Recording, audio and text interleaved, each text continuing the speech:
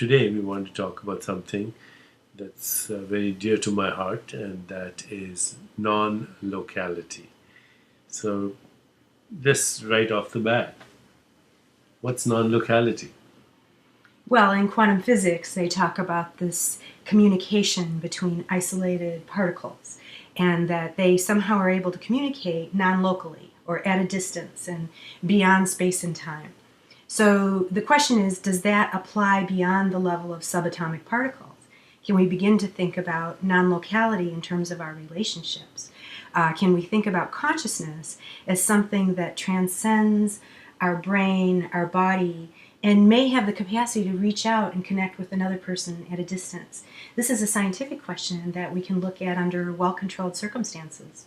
But right now, I'm here and you're there, and there are people somewhere else watching us, when in fact this whole activity, you, me, somebody else, and the sun and the moon and the stars, the whole activity, the whole universe, is a single hollow movement.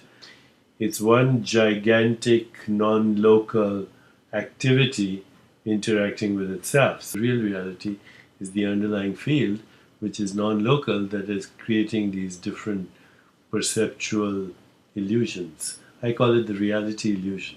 Okay, what's scientific proof? I think science is, and again, in deference to Sam Harris, he said, don't go the way of quantum physics. I think I'm going to have to say that science is now in a process of overthrowing the climactic overthrow of the superstition of materialism. That everything that we call matter comes from something that is not material.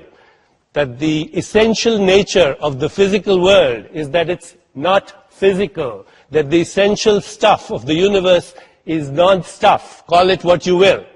And science also tells us, and if there are any scientists who want to disagree with them, please come up during the question and answer session. Science tells us that nature is a discontinuity, that it's an on-off phenomenon, that there are gaps between every two ons, where you find a field of possibilities, a field of pure potentiality. Science doesn't call it God, but what is God if not the immeasurable potential of all that was, all that is, and all that will be? Science also tells us that this is a field of non-locality, where everything is correlated with everything else. My adversaries are going to point out, no, everything, God is explained by neurology. Well, I hope today, Michael, that you will convert from a skeptic to a neuroskeptic, because your science is really frozen in the dungeons of conservatism and in the dungeons of orthodoxy. Today, science tells us that the essential nature of reality is non-local correlation. Everything is connected to everything else. That there's hidden creativity, there are quantum leaps of creativity, that there's something called the observer effect, where intention orchestrates space-time events, which we then measure as movement and motion and energy and matter. And addressing Sam, we can have a personal relationship with this intelligence, because we have a consciousness that is part of this sea of consciousness. Rumi, the great Sufi poet, said, you're not just a drop in the ocean, you're the mighty ocean in the drop. And all you have to do is understand the principles of science and understand that you have within you the resources to intuitively grasp this mystery. But one of the things we have to do today, my friends at Caltech, you have given us this opportunity that you have to stop being the jihadists and the Vatican of conservative and orthodox science, which is not relevant anymore. Did you hear anything in there that convinces you? You asked Dan what I meant by woo-woo. That is the very embodiment of woo-woo. He said, stringing together at a rapid patter of a bunch of scientific sounding words sprinkled in with some spiritual new age words doesn't mean anything.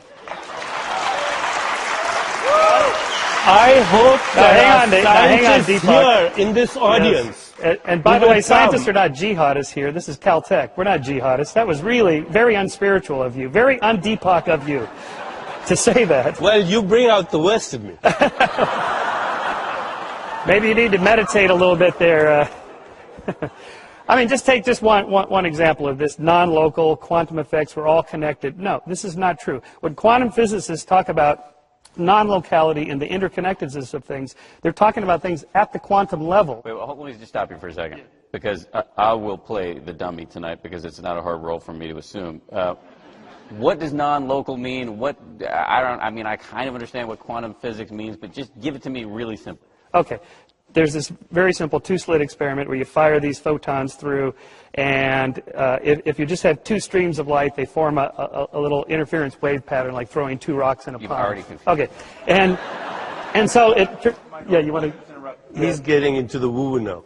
No, this is just... Okay, what he means by guys with woo-woo. what he means by non-local is that everything in the universe is interconnected, and it just is not true. It just isn't.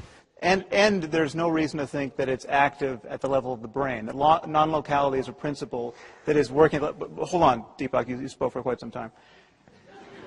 The deeper point to make here, and what is... But I want to address that okay, brain thing that you just said. Okay, Let's finish. You might not have to, because the deeper point here, and this is where the whole style and content of what you're saying is so deeply unscientific, is that there's not a physicist sitting on this stage right now. Okay, I would never be tempted to lecture a room full of 1,000 people at Caltech about physics. I'm not a physicist. You're not a physicist. And basically every sentence demonstrates that you speak on the subject. Now, please don't take this as ad hominem. I mean, I'm talking about specifically what you said. But what you do, and what many people who try to invoke spooky physics do in the service of propping up their religious and New Age intuitions, is that they think that because what you're saying, because quantum mechanics is spooky and difficult to understand, and because what you're saying is spooky and difficult to understand, they must somehow be related, or they must somehow be mutually supportive. And that's fundamentally not true. They are arrived at by completely different methodologies and ways of thinking and criteria of discursive evidence. What a mystic, I've studied with great mystics. I've met great meditation masters who've spent 20 years in caves perfecting the kinds of techniques of meditation that you would adopt or recommend. They don't know a damn thing about physics. And they're not interested, for the most part, in physics. I mean, there's nothing about sitting in a cave and granted, having incredibly useful and even normative experiences and transforming your way of life and transforming your moment-to-moment perception of the world. There's nothing about that project that makes you a theoretical physicist. And so these are completely different language games. They're completely, and you have just merged them together in a very unprincipled way. And you're getting well, no, I take resentment at your questioning my scientific credentials. In fact, if anyone on this stage is more scientifically credentialed, it's me. I took physics, chemistry, biology. I'm an MD. I'm a neuroendocrinologist. And I want to object to your saying that brain does not obey non-locality. You know, when you're thinking right now, 100 trillion neurons. I just want to quote from Einstein, "Science without religion is lame, religion without science is blind." From Stephen Hawking, "It would be very difficult to explain why the universe would have begun in just this way, except as the act of a God who intended to create beings like us." But Hawking's an atheist. Please look this is a direct quote. So what?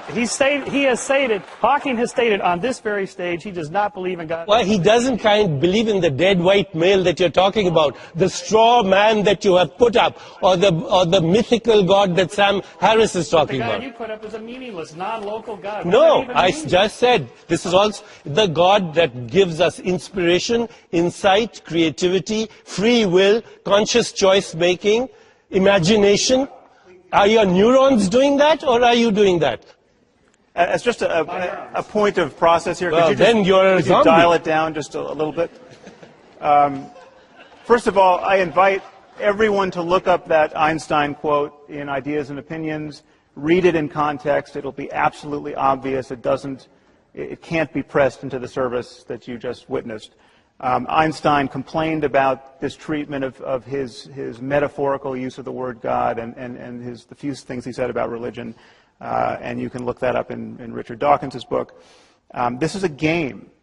And it's a game that is designed for export to people who don't know much science and don't know how science is done.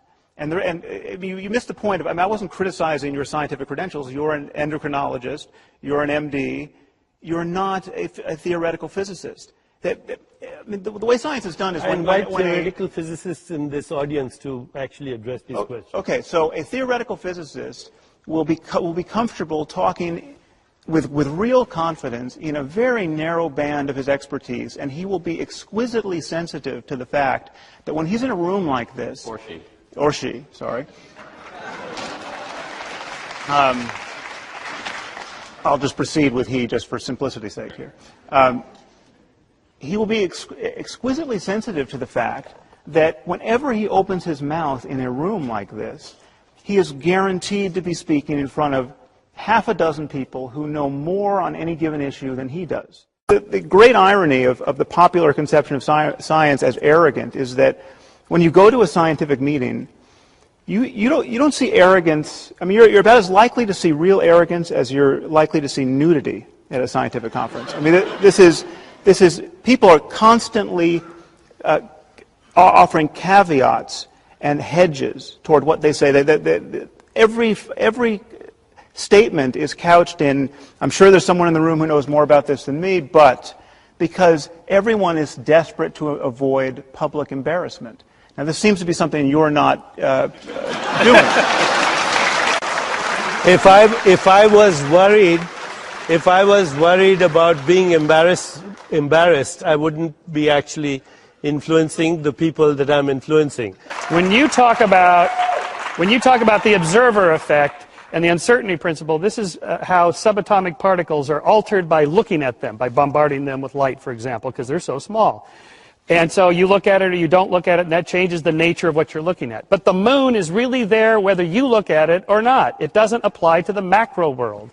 In the absence of a conscious entity, the moon remains a radically ambiguous and ceaselessly flowing quantum soup. Deepak, that is... That you have to have a conscious being. The moon? Yes. Okay, listen to the sounds in the room. What's your name? Leonard Mladinov. And so, Leonard, you are a quantum physicist? I'm a theoretical physicist, and I'm also writing a book with Stephen Hawking, so I could comment on the God question with Stephen Hawking.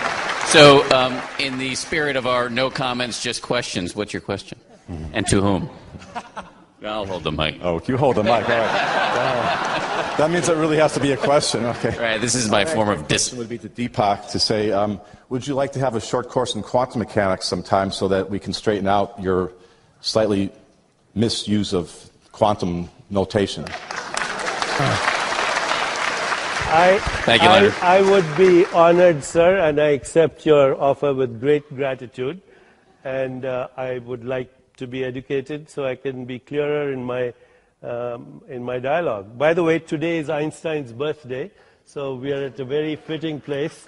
And it just occurred to me, 3.14 is the approximation of the first approximation of pi, which refers to infinity. So as long as your quantum physics explanations help me understand infinity, I would be honored.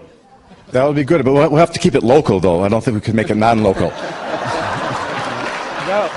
but can I bother you for just a second? What is it? Sir, do you, sir, believe in the infinite? I believe I understand to some extent the concept of infinity. I'm not sure what it means to believe in the infinite. Okay, do you think that your mathematics requires the infinite to explain things that you explain to people? We do use the concept of infinity quite a lot. Thank you. We do. You're welcome. What is it about Deepak's use of quantum physics that bothers you? The term non-local, the use was not correct, and the correlations of the, I don't know, the pacemaker and the different electrical things going on. I happen to disagree, by the way. Oh, I assume you did since you said that. You know, you're in I happen to so I would love to. I'd love to talk about it. I think consciousness is non-local. I'm sorry? I think consciousness is non-local. Conscious death? Consciousness. Oh. Is non-local. Yeah, you know, I've never really run across a definition of consciousness that I understood. So maybe you could teach me something, and I can. A superposition of possibilities. Okay. Well, all right. I know what each of those words means. I still don't think I know.